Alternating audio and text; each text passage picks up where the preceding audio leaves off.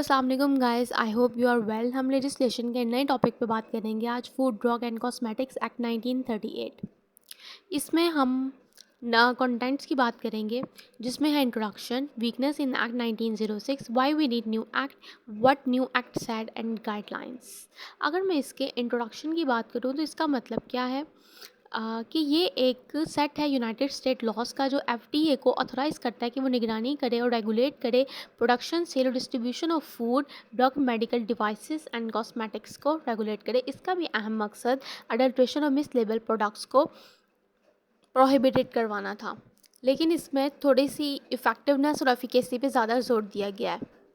अगर मैं 1906 एक्ट के वीकनेसेस की बात करूं तो इसमें ये क्या कहता है कि आप न्यू ड्रग को लॉन्च कर दे सकते हैं मार्केट में विदाउट गवर्नमेंट क्लियरेंस के। आप स्टैंडर्ड्स ऑफ प्योरिटी और स्ट्रेंथ की बात कर रहे हैं, लेकिन सेफ्टी की बात नहीं कर रहे। आप मार्केट में प्रोडक्ट लॉन्च कर रहे हैं उसकी सेफ्टी और इफेक्टिवनेस को अश्योर किए बगैर। अब न्यू एक्ट की ज़रूरत क्यों पेश आई? जब एफडीए ने देखा मार्केट प्लेस ऐसे प्रोडक्ट्स की भरमार होती जा रही है जिसमें 1906 के फ्लॉज को हाईलाइट किया गया है। जैसे कि एग्जांपल दी गई है मिस लेबल प्रोडक्ट्स की, डेंजरस इंग्रेडिएंट यूज़ करने की, और डिफरेंट एग्जांपल्स को अमेरिकन चैम्बर ऑफ हॉरर में ऐड किया गया। और ये चीज़ सच से दूर नहीं थी कि ये प्रोडक्ट्स एग्जिस्टिंग लॉ के अंडर लीगल कंसीडर हो रहे थे, जो ये एक अमेरिका के लिए हॉरर साबित हो रहा था। ये एक्ट ज़्यादा सही इंट्रोड्यूस तब किया गया जब एक बड़ी ट्रेजेडी हुई। 15 स्टेट्स में 100 डेथ्स हुई एक अनटेस्टेड एंटीबायोटिक का इस्तेमाल करते हुए, जिसमें डायथाइलिन ग्लाइकोल का इस्तेमाल किया गया था, और उसे उसके फ्लेवर के लिए टेस्ट किया गया था, उसे सेफ्टी के लिए टेस्ट नहीं किया गया था, जिसकी वजह से ये वाक़या पेश आया। और एक्ट सामने आया हमारे पास, food drug and cosmetics act 1938। अब ये नया ड्रग कहता क्या है कि किसी भी ड्रग को मार्केट करने से पहले या उसकी जनरल पब्लिक को डिस्ट्रीब्यूशन करने से पहले उसकी सेफ्टी और इफेक्टिवनेस के एविडेंस को सबमिट करवाएं। सब ड्रग मैन्युफैक्चरर्स को ये मैंडेट किया गया। इशू किए गए और इन्फोर्स करवाए गए standards of quality for food, drug, medical devices and cosmetics. फिर उन्होंने कहा कि आप फैक्ट्रीज़ को इंस्पेक्ट करें जहां ड्रग, फूड, मेडिकल डिवाइसेस, तंबाकू प्रोडक्ट्स मैन्युफैक्चर हो रहे हो, प्रोसेस हो रहे हो, पैकेज हो रहे हो, स्टोर हो रहे हो। अगर कोई भी प्रोडक्ट अनसेफ हो और एफडीसीए के मुताबिक ना हो तो उसे रिकॉल कर लिया जाए। और रेगुलेट करें प्रिस्क्रिप्शन ड्रग और मेडिकल डिवाइसेस के एडवर्टाइजमेंट को। फिर इस एक्ट में ये भी कहा गया प्रोडक्ट की लेबलिंग करें, उनकी न्यूट्रिशन इन्फॉर्मेशन लिखें और फाउंड ऑन फूड पैकेजिंग, उनके हेल्थ क्लेम्स लिखें for food and dietary supplements के लिए। अप्रूव करें new drug, medical devices, food and colour additives. इस स्लाइड में जो नई बात की गई है वो ये है कि आपने सेफ्टी टॉलरेंस प्रोवाइड करनी है अनअवॉइडेबल पॉइजनस सब्सटेंसेस के लिए, और उन्होंने स्टैंडर्ड्स ऑथराइज़ किए आइडेंटिटी के, क्वालिटी के, fill of container for foods के लिए। और फिर फैक्ट्री की इंस्पेक्शन के बारे में बात की और कोड ऑफ इंजेक्शंस के बारे में बात की। इंजेक्शन, कोड ऑफ इंजेक्शंस क्या होता है? ये कैसी रेमेडी होती है? इक्विटेबल रेमेडी होती है जो डैमेजिंग बिहेवियर को स्टॉप करने के लिए की जाती है।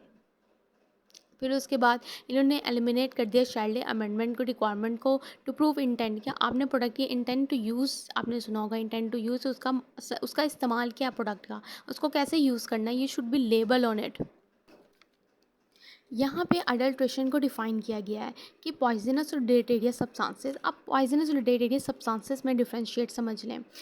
डिलेटेरियस सब्सटेंसेस वो होते हैं जिनका over long period of time effect आता है, ठीक है, या आपके ऑर्गन को डैमेज कर देते हैं, लेकिन after a long period of time, जैसे कि पोल्यूटेड एयर, पोल्यूटेड वाटर। इसी तरह अगर पॉइजनस की बात करूँ, इसका इमीडिएट इफेक्ट आता है, ठीक है, जैसे स्नेक विनोम और arsenic and cyanide. This is the difference between poisonous and deleterious substances, ठीक है। अगर वो कहता है अगर ये दोनों आपके फूड में होंगे तो वो अडल्ट्रेटेड होगा, या अगर आपकी फूड प्रिपेयर हुई है अंडर अनसैनिटरी कंडीशन। मतलब अनसैनिटरी कंडीशन का मतलब ये है कंटामिनेटेड वाटर यूज़ किया है, इनएडिक्वेट रेफ्रिजरेशन थी और अनसैनिटरी हैंडलिंग की है, तो वो अनसैनिटरी कंडीशंस में आएंगे, तो वो भी आपका तब भी फूड कंटामिनेटेड है और हार्मफुल है। एज अ पॉइजन और डिलेटेरियस कंटेनर, सिर्फ उसने फूड की बात नहीं की यहाँ पे, वहाँ पे उसने कंटेनर की भी बात की। अगर आपके कंटेनर में पॉइजन और डिलेटेरियस केमिकल्स मौजूद हैं तो वो तब भी आपके लिए ठीक नहीं है। नेक्स्ट, अनअवॉइडेड कंटामिनेशन को समझने के लिए कुछ टर्म्स को समझ लें। अनअवॉइडेबल सब्सटेंसेस ऐसे सब्सटेंसेस होते हैं जिनका करेंटली नो कोई सेफ़ ऑल्टरनेटिव मौजूद ना हो। और एडिड सब्सटेंसेस ऐसे सब्सटेंसेस होते हैं जो फूड को इम्प्रूव करते हैं, उसके टेस्ट को, अपीयरेंस को, शेल्फ लाइफ को और न्यूट्रिशन को, जैसे कि preservatives, colouring, flavouring, vitamins and एमल्सिफायर्स।